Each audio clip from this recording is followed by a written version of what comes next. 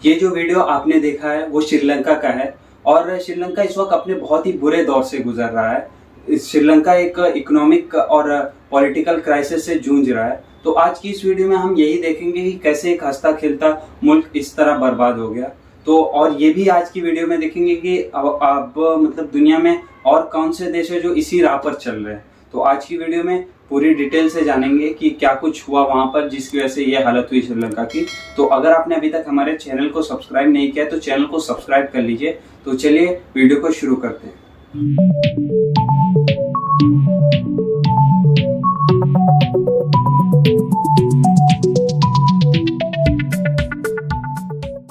श्रीलंका अपने सबसे बुरे दौर से गुजर रहा है। वहां पर लोगों के पास खाने के लिए कुछ नहीं है और इन्फ्लेशन बढ़ता जा रहा है।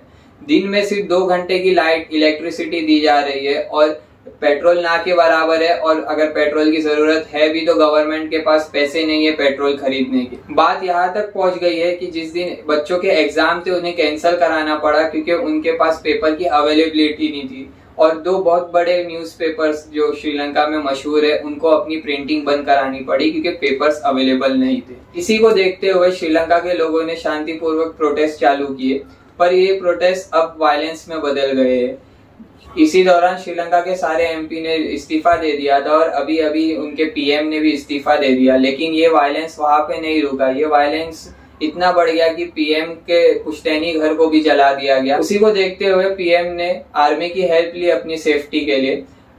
लेकिन ये वायलेंस वही नहीं रुका। उनके जो एमपी रिजाइन कर चुके थे उनके ऊपर अभी भी जो प्रोटेस्टर है वो हमले कर रहे हैं, जिसके बीच एक एमपी की मौत भी हो गई। ये सारी चीजें यहाँ तक कैसे पहुंची, आइए हम थोड़ा हिस्ट्री में देखते हैं।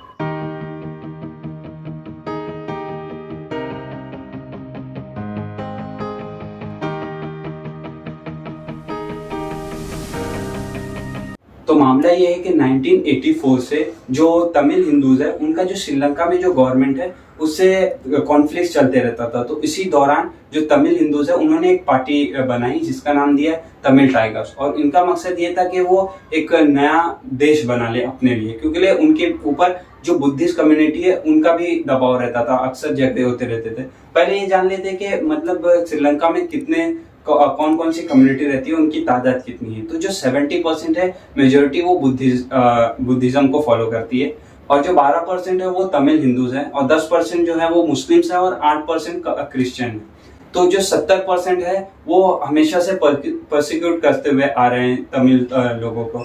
इसी दौरान 2002 में राजपक्सा फैमिली की एंट्री होती है। राजपक्सा फैमिली जो है वो 2002 में इलेक्शन विन करके आती है कि महिंद्रा राजपक्सा उस वक्त पीएम बनते हैं और जो गोडबाया राजपक्सा है वो प्रेसिडेंट बनते हैं। तो उन्होंने एक दिमाग लगाया कि उनको अपनी गवर्नमेंट को पावर में रखने के लिए उन्होंने 70% जो बुद्धिस्ट है उस पर ध्यान दिया और उन्हें खुश करने की कोशिश की और एक ऑपरेशन कंडक्ट कराते हैं जिसमें जो तमिल्स बगावत कर रहे थे उनको पूरी तरह खत्म कर दिया जाता है। और इस ऑपरेशन में लगभग 4000 तमिल्स हिंदूज मारे जाते हैं और उसमें जो तमिल टाइगर्स के जो लीडर थे वो भी मारे जाते हैं। तो इस ऑपरेशन के बाद जो 70% बुद्धिस्ट थे उनकी नजर में राजपक्सा एक हीरो बन गए। तो फिर जो राजपक्सा की गवर्नमेंट थी वो 2015 तक रही, लेकिन इसके बीच में उनके ऊपर कई करप्शन के चार्जेस लगे और बहुत सारी चीजें हुई। तो 2015 में उनकी गवर्नमेंट गिर गई। 2015 में जब नई सरकार आई तो इस गवर्नमेंट ने राजपक्सा फैमिली के खिलाफ एक्शन लेना शुरू कर दिया, जिसकी वजह से गोडबाया राजपक्सा को श्रीलंका छोड़कर जाना पड़ा। लेकिन राजपक्सा फैमिली को फिर से एक मौका मिला गवर्नमेंट बनाने का, जब 2018 में चर्च पर ईस्टर बॉम्बिंग हुई जिसका जिम्मा कोई इस्लामिक ऑर्गेनाइजेशन को लगाया गया। और ये एक रास्ता था राजपक्सा फैमिली को पावर में आने का।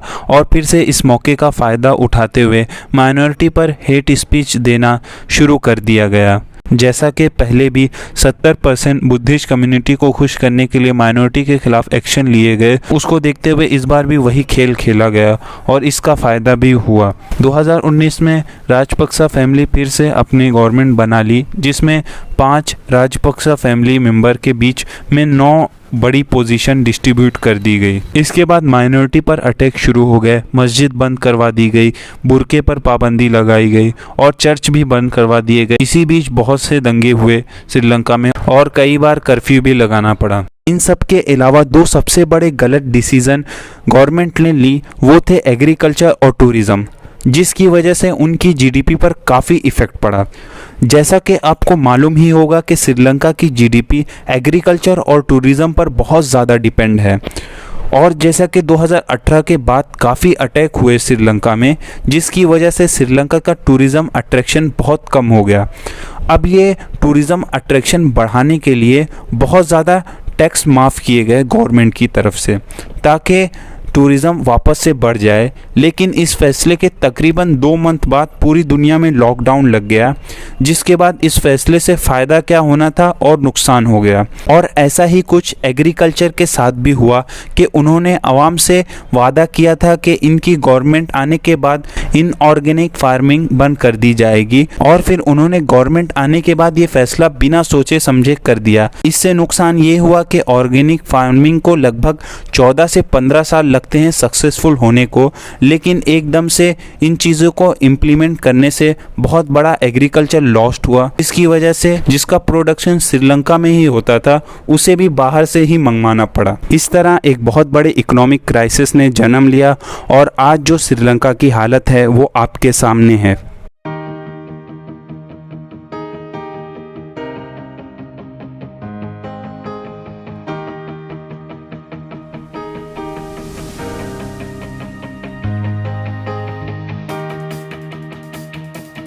इकोनॉमिक क्राइसिस के अलावा श्रीलंका काफी पॉलिटिकल क्राइसिस से भी जूझ रहा है, जहां पर श्रीलंका के पीएम महिंदा राजपक्षा ने अपने पद से इस्तीफा दे दिया है।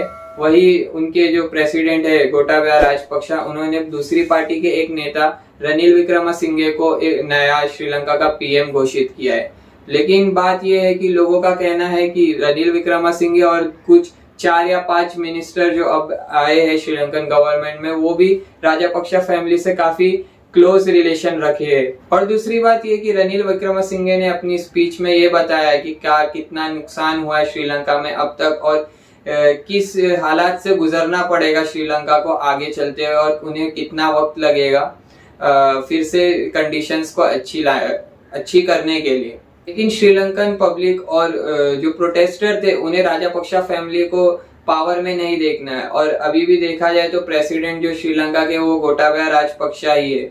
तो आपको क्या लगता है, गोटाबाया राजपक्षा अपना पद छोड़ देंगे? और दूसरी बात ये कि लोग श्रीलंका की कंडीशंस जो थी वो इंडिया से रिलेट कर रही थी, जैसे कि श्रीलंका अभी क्राइसिस में है वैसे इंडिया पर भी है। पर बात हमें करनी चाहिए इस वक्त पाकिस्तान की कि पाकिस्तान में भी जीडीपी काफी ज्यादा वो हो रहा है, लो होते जा रहा है और इन्फ्लेशन काफी बढ़ रहा है और उनके मौजूदा पॉलिटिकल क्राइसिस तो मतलब बताने लायक नहीं, मतलब सबको ही मालूम होगा। तो आपको क्या लगता है कि पाकिस्तान का भी श्रीलंका जैसा हाल होगा? तो अपनी राय कमेंट बॉक्स में जरूर बताइए। तो मिलते हैं अगली वीडियो में, तब तक के लिए अपना ख्याल रखिए।